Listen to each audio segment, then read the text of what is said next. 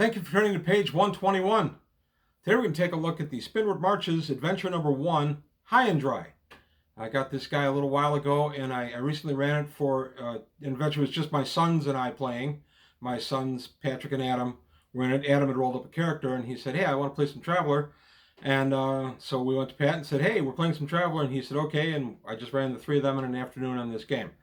I'm going to go through the pros, which are many in this module, this adventure, and then a few cons, a couple things in there that didn't land with my players, things they did differently than in the module. So we're going to go ahead and take a look at that. There is a great planetary write-up on the planet Wolston, which is in the Spinward Marches District 268. Planet I've always liked anyway, and there's a really great write-up of it in here. So today on page 121, we're going to take a look at High and Dry. Also, subscribers. Still looking for subscribers. As of making this video, I'm just under 2,000 subscribers. Come on, let's put me over the top. 2,000 plus. Let's keep the channel growing. The more the channel grows, the more I'll be able to continue to do this. So anything there, any way you could subscribe or help out, have somebody subscribe, that would be wonderful. Also, I have a Patreon going, and any help I could get there would be most welcome. Again, to try to keep the channel going and try to help me improve it a little bit. So that's the end of the commercial. Back to the stuff at hand. Spoilers, by the way. There will be spoilers. So if you're planning on running this adventure or going to be playing it, tune out now, because I'm not going to pull any punches. There will be spoilers. But today's adventure, High and Dry, on page 121. Okay, March's Adventure number 1, High and Dry for Traveler, 2nd edition by Mongoose. Last warning, there will be spoilers. If you're going to play this or GM it, tune out now. Otherwise, here we go. This was published in 2016, and it was written by Martin J. Doherty. Martin J. Doherty writes a good book. So basically, we get an introduction, a little bit about the Third Imperium, and what we're doing in this adventure. The short form version of this is a scout ship called High and Dry. Its official designation is a bunch of letters and numbers, but the ship has been known as the High and Dry forever. Has been left at another planet. Its crew left it because it was broken down. Crew showed up at the scout base that it had been released from and said, hey, we need these parts in order to keep the ship going. The scout service kind of ran the records on the ship, saw that the crew had not only been not taking care of the ship, but in fact abusing it, and had scammed it and stolen some money. Into jail they went, and you travelers are contracted to head on out to go 4 parsecs to pick this up from the planet Wolston and bring it back to the scout base. And then upon successful completion of this, you get the option for getting a 1-year lease on this. So basically, it's an intro to get a ship. And I always like intros to get ships in Traveler, especially starting a campaign. And as I said at the outset, my son Adam had diced up a scout character. He did it on his own. But I was in the room, and I know he did everything correctly. And he said, hey, you know what? We're not going to play Traveler for a little bit. Let's play it. So he, Pat, and I, my oldest son, sat down, and we played a quickie game of this. I liked this adventure when I read it, and I thought, well, yeah, this is a great opportunity to run it. The official designation of the ship is S001642-C, but she's known as High and Dry. Nobody knows where the High and Dry came from, why it's called that.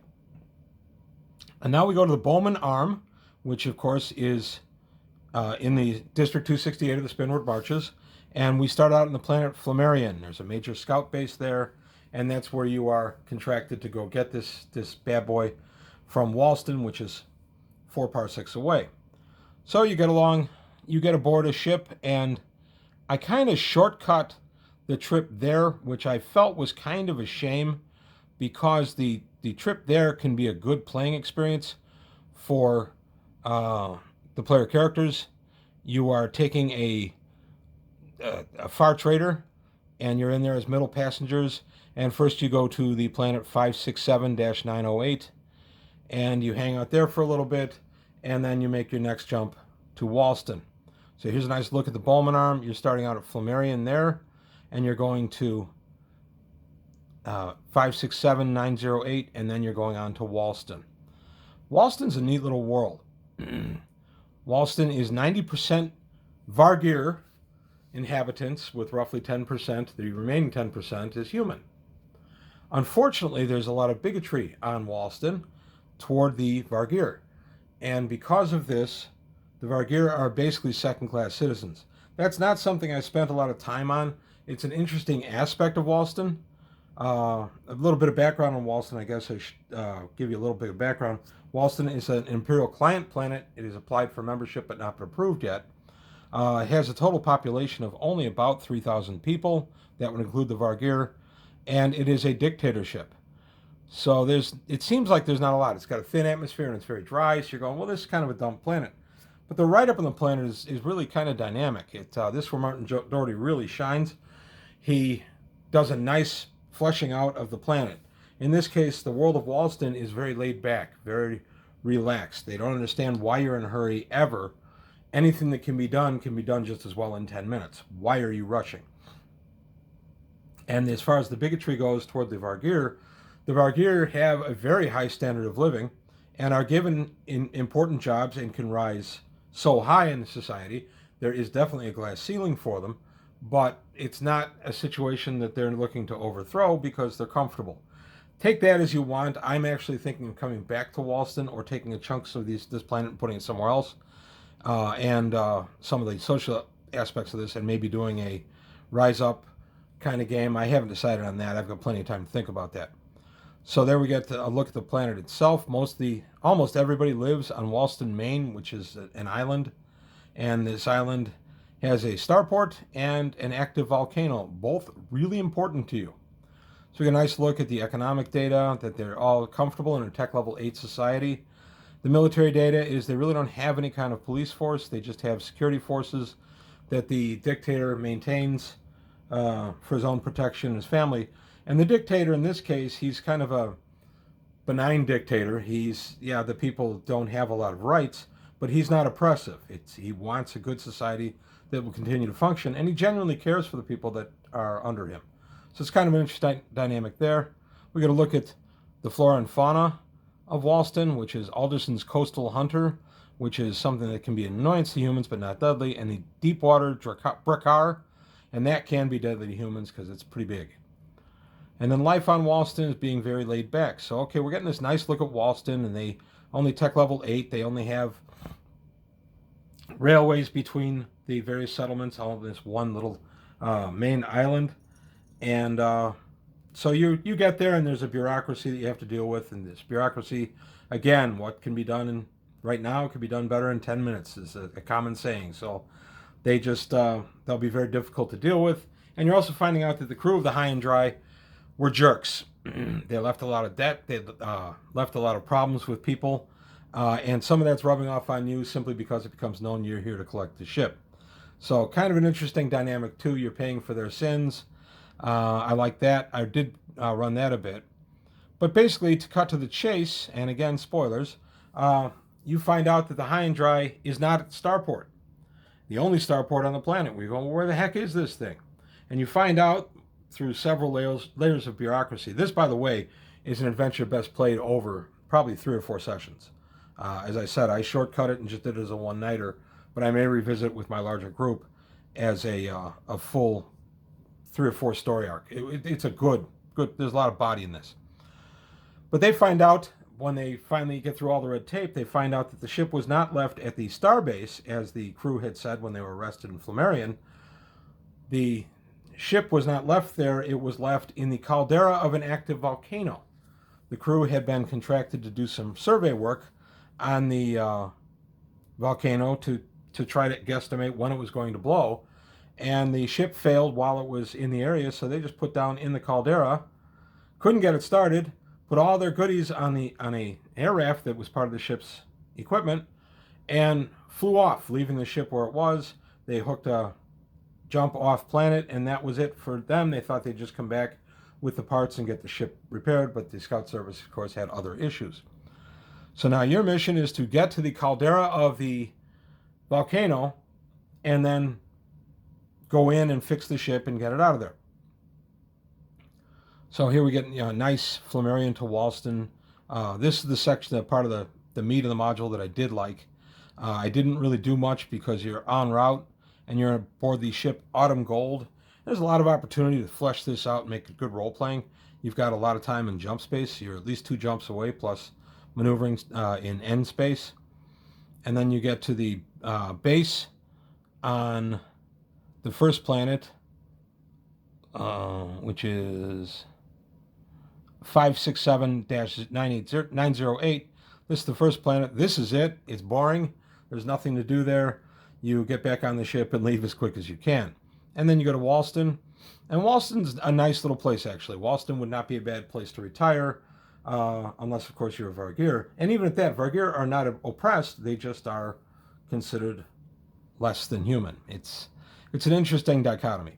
So we get to the Walston Star Town, how you get through the information in the Star Town. And then you've got the Star Base, which is pretty neat. And then you find out that the ship itself, there's the Star Base.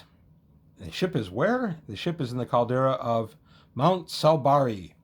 Mount Salbari is a active volcano right over here. So you're from Walston, or from the Starbase, you have to get to Mount Salbari. You have to have someone drive you out there in a truck with your equipment. And then the module has the premise that you're going to climb the mountain, get up over the lip of the caldera, climb down, cross a lake to get to the little island where the ship was stranded. My players, in this case my sons, said, well, no, wait a minute. There's got to be some grav on the planet. We saw a grav limo. I had described it in an earlier encounter. And I said, well, yeah, but that's the dictator's private limo. There's no way you're going to be able to use that. And I think it was Adam said, well, wait a minute. What about the air raft the other crew used to leave the ship in the first place? Is that still on planet? So I did a few rolls and did some thinking, and I thought, well, yeah, okay, it is. That's a good point. So eventually, through a couple of bribes and a little bit of finagling, they were able to get their hands on the air raft. And by the way, I fleshed out the group with a couple of NPCs. So I think it was a total of 5 of them going on this expedition, the 2-player characters, and then 3 NPCs that I was running. So they took off on the air raft, and I was able to not use about 6 pages of the book because of that. Which, this, by the way, The Mountain Environment is an old book that was done by the Keith brothers years ago as part of the Game Lords line. I just did a video on that a couple weeks ago. And these rules would fit very beautifully in the mountain climbing of that series. So these rules are good. It's just that it seemed to me when I read it, and then it turned out my players thought the same thing, if we're going to do a job for you, then you have to get us there. Why risk life and limb literally climbing this thing when we can just air raft there and be done with it? So they get the air raft, they land, they find there's a central lake, and in this central lake is an island, and on the island is your ship. The crew, a completely reprehensible group, left their dog there, a Tencher's wolf. And the Tencher's wolf is a potential encounter. My guys just fed it. They just took some rations, left some food out, gained its trust, and in the 3 or 4 days they were working on the ship to get it going, they found where the critter's nest was in the ship, the little bed it had in the ship, and they just eventually got it to be comfortable in the nest, and it came with them. It became their pet. The ship itself is a disaster. Among other things, the freshers have not been maintained and have backed up. So you have actual sewage and human waste to deal with in the ship, which I thought was pretty funny. They were not amused when I dropped that on them. So, and you have to change out a lot of boards and get the thing operable, but there's no way you can get the jump drive operable. You'll need to go to the spaceport for that and use some of their equipment. But while you're in the caldera, I had been doing ominous rumblings straight through. The module kind of hints at them, but doesn't give you a lot of detail as to when to include them to build the drama. But I had actually had one of the side chambers start to flow lava while they were approaching the volcano, and it was starting to spew a minor amount of ash and dust. Nothing severe yet. But when they get down in the caldera, they actually realize this thing is getting ready to erupt. We've got to hurry. So now they have to jimmy rig some stuff and get going. And so you get the repairs, surveys, and the tremors. And then the survey is the reason that the players were given access to the grav sled. I did kind of slide over that. They've agreed to continue the survey work that the original crew of the High and Dry were supposed to do. they're going to finish the survey job the crew is paid for. This crew, our guys, will get a little bit of supplemental pay, but the planet's saying, well, wait a minute, we're going to help you get this ship going, which, by the way, we may claim as our property if you guys don't go get it. And anyway, we already paid for the survey. You guys should finish it. So after some haggling, they said, yeah, they'll do the survey. The book has you doing the survey by dropping seismic charges and getting readings that way. Again, my players scratch their heads a little bit. This is a scout survey ship. Why are we having to do that? Why can't we use ship sensors? And more importantly, why can't we use drones? So I looked into it and I thought about it and I thought, well, there'd be no reason that they wouldn't have drones aboard the ship. It was a scout vessel. So I did a few rolls again and I found they had a handful of drones, I think 5 or 6. So they got the ship flying. They lifted it up out of the caldera. They literally checked which way the wind was blowing, went upwind to the volcano so none of the ash or anything would bother them, stayed at a respectable height of about 15,000 feet, and started sending remotes down. And the remotes were doing the survey work. And I ruled that with the tech available and everything else, yes, that absolutely was a viable way to do the survey work. Not only that, they were able to broadcast or beam the survey remote information directly to the Star Town, so the locals were able to get it in real time. And so when the volcano erupts, as we all knew it was going to, there it is, eruption. When the volcano erupts, they have all the data right there as the buildup and then the eruption. Now this has you, they're evacuating towns and stuff as your information is coming through, and you've got a few hours. And there's a town that's going to be in the flow of any kind of blow because there's one side of the mountain toward the sea that is starting to bulge out. And everybody goes, okay, well, that's where it's going to go and it's going to flow to the sea. And that town was in danger. So they said, my players said, okay, while we have the remotes going, you go ahead and continue to operate the remotes. That won't impact what we're going to do. We're going to land, load up as many bodies as we can on our ship, and take off. So they did that. And when they got there, they found a lot of the population had already left via train, or I think train is the only way in or out because the terrain is very rugged. You can't take roads. And they don't have any kind of hovercraft or grav craft other than the ones you've got. So they were able to take off the remaining people from the town, get them to the starport. They had to shut the drones down for a little while, but all they did was park them a distance away from the crater and let them land. Went in, dropped off the 50 or so people they had packed into the cargo hold, and then went back, reactivated the drones, and completed the survey work. So they're on hand as the eruption happens, and they're feeding real-time data to the starport. Now, in this, you get caught in the adventure. You get caught in the pyroclastic flow, and the ship is damaged, and you're taking these boulders flying at you and deciding which ways you're going to last-minute rescue the townspeople and things like that. And I remember reading this going, well, I would have gotten the townspeople out first as a high priority. And there's even an argument in here that, oh, some of the townspeople didn't want to leave. My answer to that is, oh, well, I'm not risking my ship for people that were too stupid to realize they were going to die. It's just how I am. My players were able to convince everybody to get aboard. I had them make some persuasion rolls and even an advocate role. One of them had fairly high admin as well. And so they got the people aboard the ship with no real issue. So the explosion happens and the eruption, and everything is blowing all over the place. And there's an exciting moment in here where somebody's trying to get to a remote area. See, there's where the flow is going. They're trying to get to a remote area. It's one of the Vargirs. He's the pilot of the Grav limo. He has stolen the Grav limo to go rescue his mom and pop, who are in a little port, that little area that's going to be in the pyroclastic flow. And my players could have tried to get the ship down there, but they did the math and they said, well, it'll be too close. It's too big a danger to the ship. There's nothing we can do. And they ended up not making the try. And in the story, the guy is unsuccessful in saving his parents and they're all gone. So I don't blame players for that.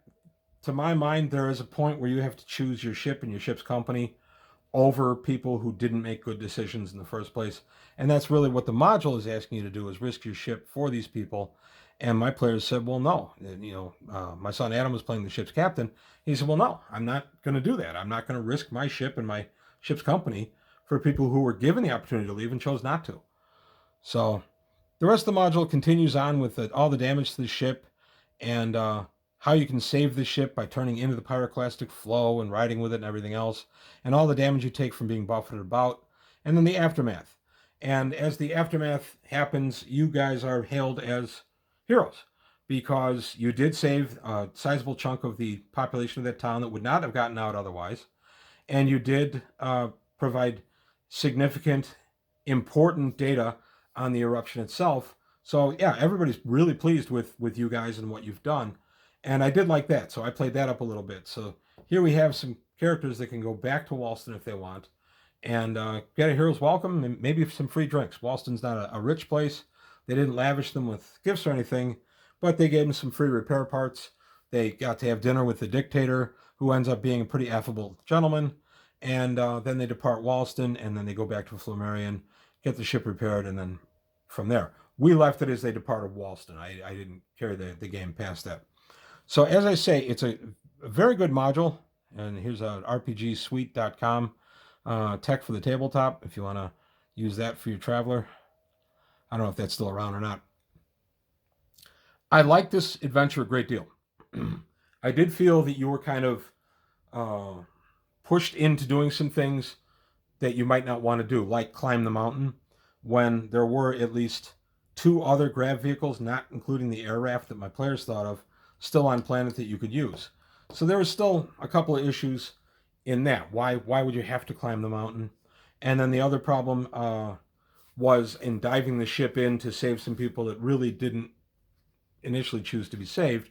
You're risking the lives of your crew, you're risking the ship itself, and my players just made a very, in my opinion, an economical decision and chose not to risk in a very low percentage chance of rescuing some people that really should have taken the opportunity when they had it. That's how they viewed it. I didn't disagree. I thought they still played their characters very well. I thought the role-playing in this was outstanding. And I really like this adventure, and I think what I'm going to do is just have Pat and Adam pretend they never played in this, and I'm going to run it for my entire group, which would be Pat, Adam, Craig, Roy, and I hope Mike might be back soon, and have the 5 of them run this adventure in its entirety as a 2-3-parter, because it's a fun one. I like this one a lot. So that's all I've got to say for today on page 121. I hope you liked what you heard and saw. I like the adventure a great deal. I recommend it. It's available on DriveThruRPG and on the Mongoose Traveler website. You can get it as a book or just an ebook, however you want it. I'll put links to both below.